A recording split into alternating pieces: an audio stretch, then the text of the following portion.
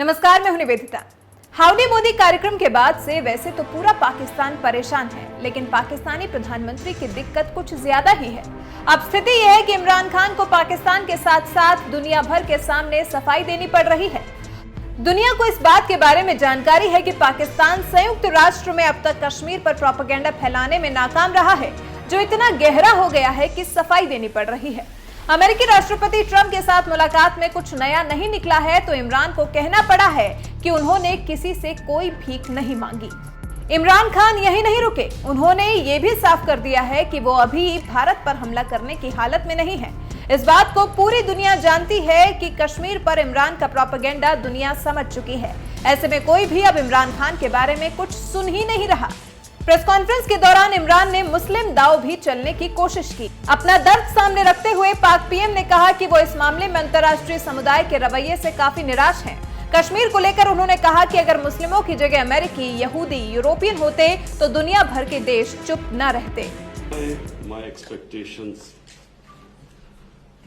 President Trump heads the most powerful country in the world, and the most powerful country in the world has a responsibility. And you very kindly wanted to mediate in this, and you also said that both of us, India and Pakistan, has to agree to mediation. But unfortunately, India is refusing to talk to us. So in this situation, I feel that this is the beginning of a crisis. I honestly feel that this crisis is going to get much bigger, what is happening in Kashmir. So we would like to talk about that later. But just the fact that the position of the United States, it's the most powerful country. It can affect the United Nations Security Council. It has a voice. So we look to the US to put out flames in the world. हालांकि इमरान खान को इस सच्चाई के बारे में भी अच्छे से मालूम है। पाकिस्तानी प्रधानमंत्री ने कहा कि वो इस बात को जानते हैं कि दुनिया का रवैया पाकिस्तान और हिंदुस्तान के प्रति अलग अलग क्यों है।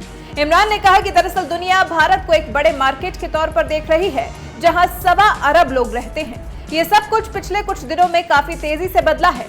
जब से टेक्सास में हाउडी मोदी कार्यक्रम का आयोजन किया गया है, तभी से पाकिस्तान को यह एहसास हो चला है कि कहने को अमेरिका उसे कुछ भी कहे, लेकिन भारत के साथ उसकी किसी भी तरह की लड़ाई बिल्कुल अकेले की है, और अकेले की लड़ाई में पाकिस्तान किसी भी तरीके से भारत के सामने टिक नहीं पाएगा। I look forward, Mr. President, to talk to you about obviously Afghanistan, which is a big issue for us Pakistanis, because stability in Afghanistan means stability in Pakistan. We also want to talk about all three neighbors: Afghanistan, India, Kashmir, and of course Iran. We will discuss the situation there, because all three neighbors of Pakistan. And he lives in a very friendly neighborhood. I mean, as if there are not already enough challenges. Mr. President, after your last meeting with the Prime Minister, offered to mediate between India and Pakistan over Kashmir. And since then, the situation has gotten more complicated, and India continues to deny or accept any mediation. So where does the offer stand now, and don't you think It would always stand. If I can help, I would certainly do that. And it will be dependent on both of these gentlemen. One without the other doesn't work if you're going to do mediation or if you're going to do an arbitration. But certainly I would be willing to help if both Pakistan, let's say, and India wanted me to do that. I am ready, willing, and able. It's a complex issue. It's been going on for a long time. But if both wanted it, I would be ready to do it. Mr. President, but the only thing is, reverting back to my question in the Oval Office on Kashmir, Yes. the thing is, you are asking both the parties to accept and agree. One is aggressor, violator of the UN resolutions, and plus non-compliance, plus merging Kashmir into its own territory. This is the kind of reporter I like. I like this reporter. And how can you... Are you a member of this team, or are you? I'm not a member of this team. I'm You know an what? independent You're journalist. saying Now, the thing what you is- think. Let me complete my question, Mr. No, but President. I have to be How requested. can you make an aggressor and an aggressor That's okay. need and the violation of the UN resolutions. Very fair question or statement. Let me put that one down as a statement if you don't mind. But you're right. You have to have you have to have two parties that want to agree. And when they come, and at some point India may come, I have a very good relationship with Prime Minister Modi. I have a very good relationship with Prime Minister Khan. And if at any time they say, you know, we have some points that we think we can maybe iron out, I think I'd be an extremely good arbitrator. I've done it before, believe it or not, and I've never failed as an arbitrator. I've been asked to arbitrate disputes, pretty big ones from friends, and I've done it in a good, successful fashion. If I can be of help, you know that. If I can be of help, let me know. But you'd have to have the assent also from the other side. Mr. President, Mr. President, this is Mr. President, this is Mr. President. Mr. Johnson has now called for a new deal, just moments ago, for a new Iran deal. This is the first time he's called for that. I wonder what your reaction to it, and have you discussed that with him? Well, I think that's why he's a winner. That's why he's a man that's going to be successful in the UK, and I think that's good. You're talking about Boris, Yes, right? Boris. Boris is a man who, number one, he's a friend of mine, and number two, he's very smart, very tough. And he does want a new deal because the other deal was ready to expire. It was a very short number of years left. All that money paid and wasted. You didn't have the right to inspect the appropriate sites. You were looking at sites that would never be used to create nuclear. The sites that they would use, we weren't allowed to inspect. What kind of a deal is that? And ballistic missiles. They're allowed to test ballistic missiles and other things. But one of the biggest things is the fact that the agreement is going to expire in a very short number of years. And what kind of a deal is that? We're dealing with countries. You have to go long term. So I respect Boris a lot, and I am not at all surprised that he was the first one to come out and say that. Mr. President, this is the first time. Mr. President, this is the first time. This is the first time. This is the first time. So this is Jazeb Ali from Airline News TV Pakistan. So this is the first time we get honest leadership like you in America. And in I past, agree with that. This Yeah. is the first time you've had so in past, honesty. in You've had a past, lot of dishonesty, and they've treated Pakistan very badly. so in past, People in my position have treated Pakistan very badly. so in past, And I think that, I wouldn't say Pakistan has treated us too well either, but maybe there was a reason. And in fact, I think there was a reason for it. so in past you have said that you don't trust Pakistan. So when we have honest leadership, I and he, trust Pakistan, but people before me didn't, but they didn't know what they were doing. So it's just one of those little problems in life. You know, you know what I do? I trust this gentleman right here. And I do trust Pakistan. I know I have a lot of Pakistani friends living in New York. They're smart. Great negotiators, by the way, in case you had any questions. They're among the toughest negotiators in the world. so you are bringing people. And you know what? It's all going to work out. But if I can help, I'd like to help. But I don't think you've ever had a president that felt the way I do in a positive way about Pakistan. I don't think you have. I've looked back and I've seen where it was.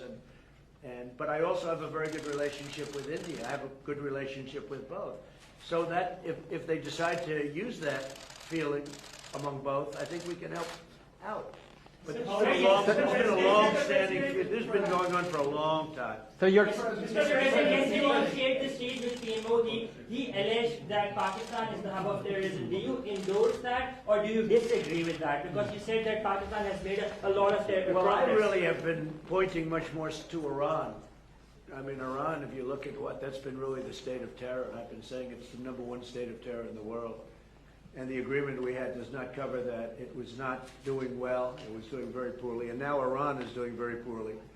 Iran is a different place than when I took over. When I took over the United States, when I became president, Iran was a real threat to the entire Middle East and maybe beyond. And now they're having very, very big difficulties, to put it mildly. So we'll see. Are you happy with the progress that Pakistan has made countering terrorism, particularly eliminating terrorism? I've heard they've made great progress, and under this leader, he's a great leader. I think he wants to make great progress because there's no solution the other way. The other way is only going to lead to death and chaos and poverty. It's all it's going to lead to, and he understands it. The Prime Minister understands it. Are you concerned about the human rights situation in Kashmir? About which? Human rights situation, human rights Sure, violations. I'd like to see everything work out. I want it to be humane. I want everybody to be treated well.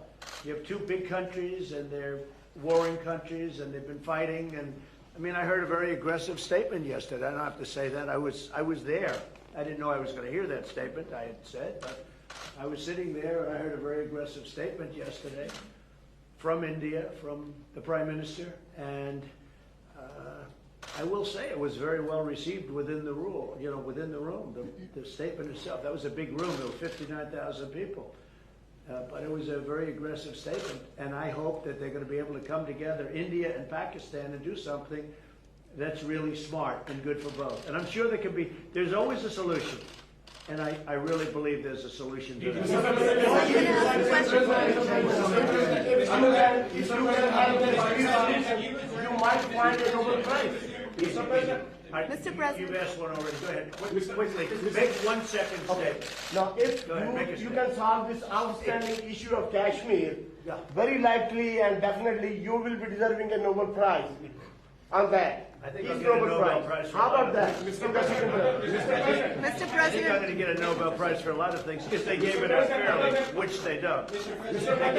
President. They gave one to Obama immediately upon his ascent to the presidency, and he had no idea why he got it. And you know what? That was the only thing I agreed with him on. Mr. President, Mr. President, Mr. President. Right, come on. Other than Pakistan and India, the Kashmiri people are suffering last 15 days. They will talk later on, but right now there was human rights violation in Kashmir. 50 days lockdown, no internet, no food, no nothing. So, you know, what do you want to do for Kashmiri people? Where do you find reporters like this?